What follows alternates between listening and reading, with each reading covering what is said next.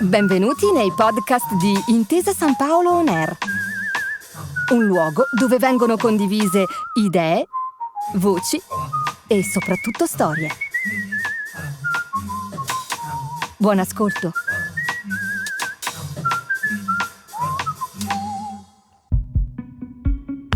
C'è una maggiore apertura nei confronti delle lettere da parte degli scienziati, mentre i letterati sono poco aperti verso le scienze. Questa è una cosa caratteristica della nostra società, quella italiana, perché noi consideriamo cultura quella umanistica, mentre in qualche modo la scienza è sempre un po' tecnica, no? Per cui se tu giustamente non sai chi è Dante, tutti dicono che sei ignorante, lo dovresti sapere. Se non sai come funziona la forza di gravità, nessuno si sconvolge, è normale, perché la forza di gravità è una roba per pochi eletti sostanzialmente. Felicia Troisi, detta Licia, è una scrittrice, astrofisica e divulgatrice scientifica italiana. È l'autrice delle serie fantasy più lette in Italia: Il mondo emerso, La ragazza drago, I regni di Nashira, Pandora, La saga del dominio, nonché di alcuni saggi di divulgazione di astrofisica, materia nella quale è laureata.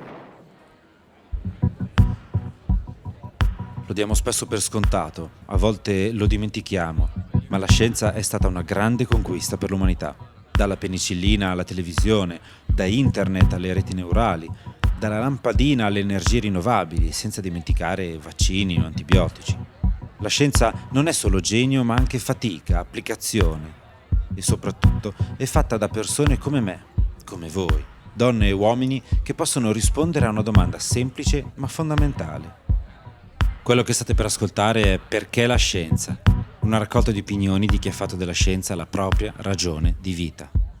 Io sono Michele Bellone e questa puntata si intitola Fantasia al potere. Dall'osservatorio astronomico di Monte Porzio Catone una volta si vedevano le stelle a occhio nudo. Accadeva prima che Roma si trasformasse in una città sovradimensionata e sovrappopolata e che inghiottisse nella luce dorata della sua millenaria decadenza tutte le stelle del cielo. Potrebbe essere l'incipit del prossimo romanzo di Licia, ma è anche la verità. Oramai è proprio impossibile fare astronomia di livello dai dintorni di Roma. All'osservatorio c'è un telescopio ed è un telescopio solare, quindi fa soltanto osservazione del Sole, perché le condizioni osservative non erano al top, perché sei ovviamente vicinissimo a Roma, quindi praticamente di notte non riesci a vedere niente. E quindi fa osservazione giornaliera del Sole, perché il Sole insomma si può osservare in tutte le, più o meno, a meno che non ci sono le nuvole, lo puoi osservare sempre. Abbiamo fatto i transiti tanti anni fa, il transito di Venere, il transito di Mercurio, venivano organizzate delle giornate osservative anche con le scuole per farglielo vedere.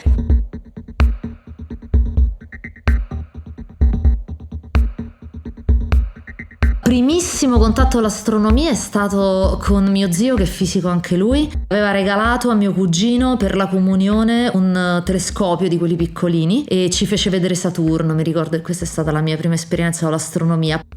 Poco più grande vidi insieme a mio padre un documentario sulla vita e le opere di Stephen Hawking. Mi colpirono particolarmente perché era una cosa che io associavo, che ne so, alla religione, alla filosofia, no? Perché quando è nato l'universo, quando è nato il tempo, non pensavo che anche la scienza si potesse porre domande del genere.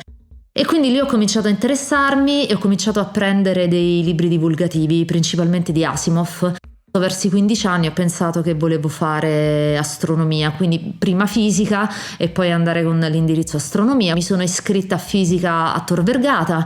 All'epoca ci si laureava in 4 anni, quindi 3 anni erano di comuni, diciamo, quindi ho fatto fisica in generale, la preparazione di matematica che serve, e poi l'ultimo anno era di indirizzo. L'Osservatorio Astronomico di Roma è una delle sedi storiche dell'INAF. È qui che Licia ha mosso i primi passi nel mondo dell'astrofisica, scrivendo la sua tesi, e sempre da qui ha iniziato a immaginare mondi fantastici e lontani. Non è un caso, quindi, che mi abbia dato appuntamento proprio in questo posto. Era praticamente come un vero e proprio lavoro di ricerca, perché io andavo lì alla mattina e me ne andavo a orari variabili la sera o a volte anche la notte. Qui ho anche imparato a fare divulgazione, perché quando ho cominciato a fare gli esami di indirizzo mi è stato proposto di partecipare al gruppo di divulgazione che c'è e che è composto principalmente da studenti. C'erano solo 2 ricercatori che in qualche modo, diciamo, lo coordinavano, però eravamo tutti quanti studenti. Nell'osservatorio c'è anche un museo che si chiama Astrolab e quindi gli studenti facevano sia le guide nel museo, credo lo facciano ancora, anche se sono tanti anni che insomma non ho visto l'Astrolab, e poi ci sono eventi divulgativi, quindi noi partecipavamo a tutte quante queste cose, ed è lì sostanzialmente che ho imparato a fare divulgazione. Insomma, un pezzo importante della mia storia, l'osservatorio. Mentre parliamo, Licia mi accompagna in visita all'osservatorio. Un osservatorio solare, ma che rimane comunque un luogo importante per chiunque abbia sperimentato almeno una volta il fascino del cielo. Quel cielo che per molti, come per Licia, è sempre stato uno stimolo incessante e un invito a fantasticare. Fantasticare, che bella parola.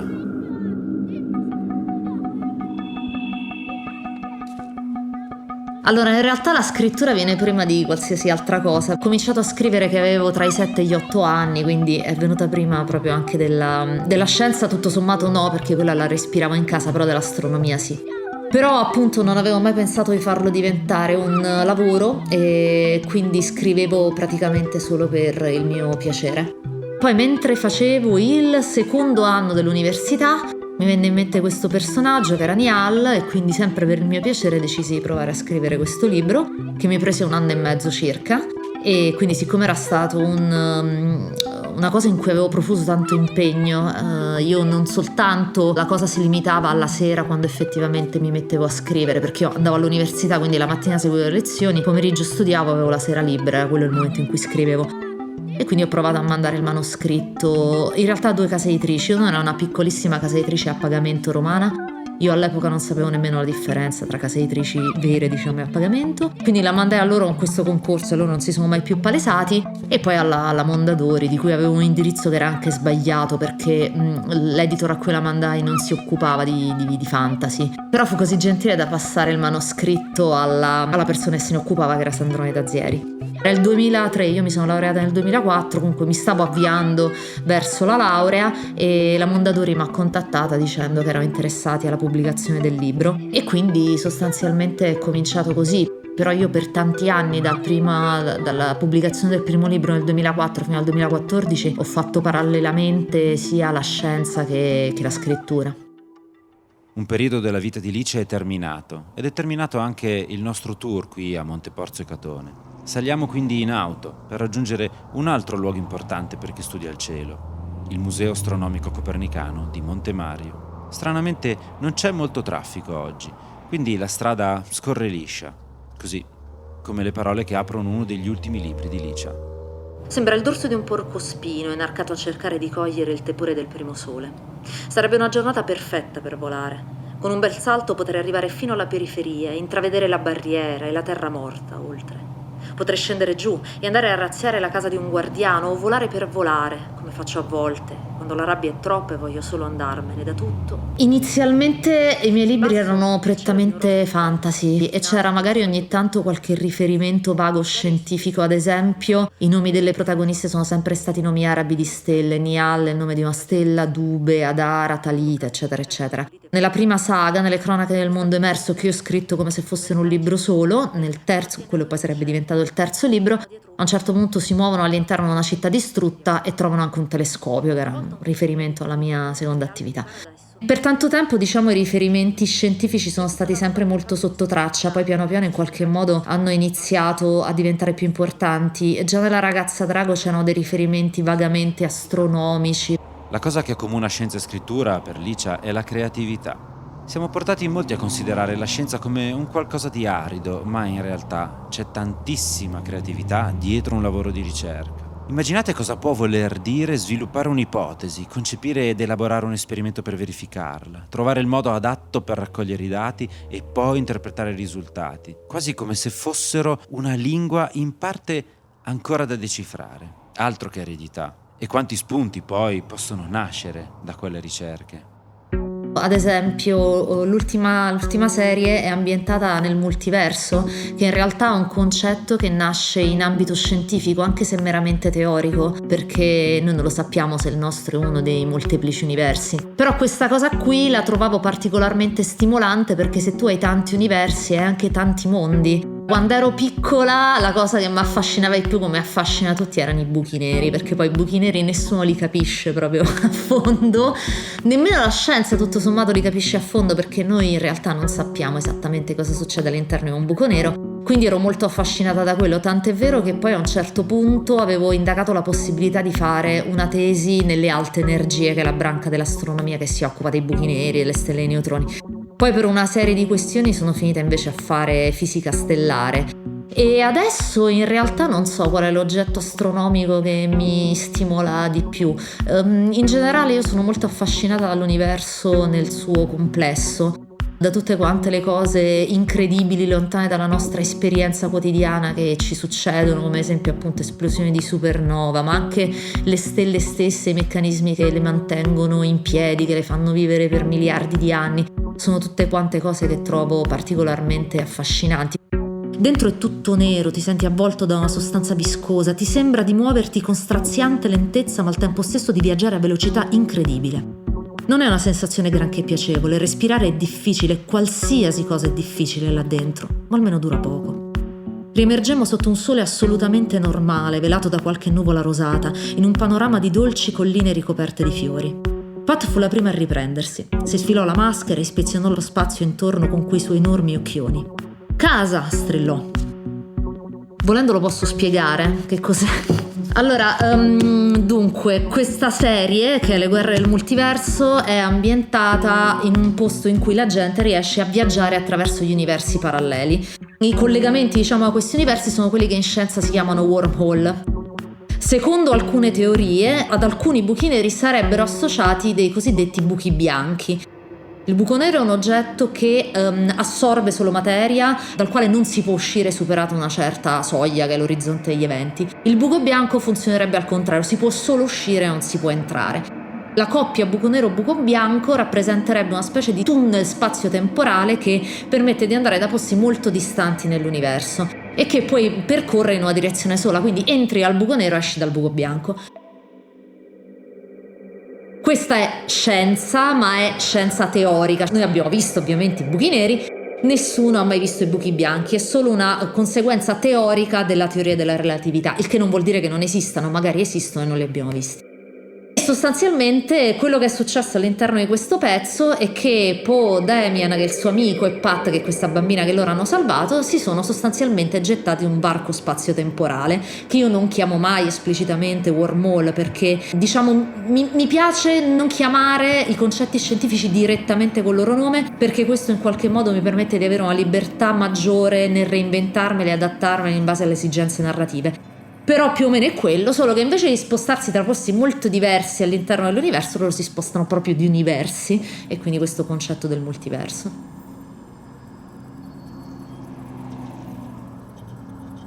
Ci sono però anche dei casi in cui la letteratura entra così profondamente all'interno dell'immaginario che finisce anche nella scienza. Quando è stata scoperta la prima pulsar all'inizio degli anni 60 da Jocelyn Bell Burnell, all'epoca era una dottoranda, lei è una fisica, un'astrofisica molto importante, molto brava. Lei scoprì la prima stella dei neutroni, la prima pulsar in realtà, che è una stella dei neutroni particolare che ruota su se stessi, ha questa emissione a onde radio pulsata con una frequenza molto regolare della pulsazione. La vide sostanzialmente su queste lunghe strisciate di carta che riportavano i segnali che venivano visti dal radiotelescopio e notò questa sorgente molto strana e per indicarla la chiamò LGM, che sta per Little Green Men, omini verdi. Questo perché in quel periodo l'idea dell'extraterrestre, che veniva dalla fantascienza, era molto legata all'immaginario dell'omino verde. Così tanto che anche una scienziata, lei non è che credesse che fossero gli extraterrestri, ha diciamo un inside joke col suo professore. c'è un contatto, per cui anche le scoperte scientifiche modificano la filosofia, il modo in cui noi ci percepiamo all'interno dell'universo. Penso ad esempio alla teoria della relatività generale, che forse in tempi recenti è quella che maggiormente ha sconvolto l'idea che noi abbiamo di noi stessi e il nostro posto all'interno dell'universo e così via, perché quest'idea che il tempo, che noi consideriamo come qualcosa di tirannico, una cornice che non possiamo cambiare, che va solo in una direzione ed è uguale per tutti, non lo è. Innanzitutto è intrecciato con lo spazio, e questa cosa ha profondamente cambiato anche la filosofia e il modo in cui ci siamo percepiti, ed è una cosa che la scienza ha sempre fatto, perché anche quando abbiamo cominciato a modificare l'idea che avevamo dell'universo, la Terra non era più al centro, ma al centro del sistema solare, si scopre che c'è il Sole, anche quella cosa ha sconvolto completamente la filosofia, anche la religione, tutto sommato, quest'idea che non eravamo più al centro. Quindi c'è un continuo in qualche modo interscambio, perché la scienza è figlia della società e gli scienziati sono esseri umani, quindi portatori di tutto il loro carico culturale e anche in certi casi di pregiudizio. Devi essere cosciente di avere determinati pregiudizi quando fai scienza, perché appunto sei un essere umano e non puoi prescindere. Non è la prima volta che io e Licia ci troviamo a parlare degli intrecci fra letteratura, scienze e società. Mi perdo nella conversazione mentre ci addentriamo nelle magnifiche sale del museo. E intorno a noi un'importante raccolta di strumenti astronomici. Cannocchiali, telescopi, sestanti per la misura della separazione angolare fra gli astri, astrolabri e quadranti notturni, sfere armillari, globi celesti e terrestri. Con questi strumenti che oggi ci appaiono forse anche un po' rudimentali e démodé, si è fatta la scienza. Quella scienza che secondo Licia non passerà mai di moda. La scienza non passa mai di moda, anzi più si va avanti nel tempo, più la scienza diventa fondamentale all'interno delle nostre vite, perché gli sviluppi scientifici che ci sono stati più o meno a partire dall'Ottocento, seconda metà dell'Ottocento fino ad oggi, sono stati incredibili, hanno veramente rivoluzionato completamente le nostre vite. Se uno pensa, che ne so, al periodo dell'impero romano, più o meno nell'arco di 1000 anni andavano più o meno sempre allo stesso modo le cose dal punto di vista tecnologico, anche di conoscenza dell'universo. La vita non era molto diversa tra, insomma, i primi anni dell'impero e, diciamo, quelli centrali intorno, che ne so, secondo, terzo secolo. Se invece noi pensiamo già solo a come vivevano i nostri nonni, c'è un abisso, insomma, sono state inventate, scoperte tantissime cose. Quindi la scienza sicuramente fa parte profondamente delle nostre vite in questo specifico periodo storico, però la scienza è soprattutto qualcosa che risponde a un bisogno profondo dell'essere umano, che è questa curiosità che noi ci portiamo dietro. Spesso capita anche durante gli eventi divulgativi che qualcuno ti chieda: ma perché abbiamo mandato in orbita il tot satellite che costa tantissimo, non sarebbe meglio spendere quei soldi per qualcos'altro? Però in realtà la scienza si fa anche solo per la scienza, perché l'essere umano fa tantissime cose solo per il piacere e il bisogno di farle. Voglio dire, leggere un libro non è una cosa che ha una ricaduta immediata in termini di soldi e cose del genere. La filosofia, la musica, cioè tutte cose che noi facciamo perché ci piace farlo e vogliamo farle. E anche l'impresa scientifica è la stessa cosa. Poi ha tantissime ricadute di tipo economico, sociale, tecnologico sulla nostra vita, ci fa stare meglio, eccetera, eccetera.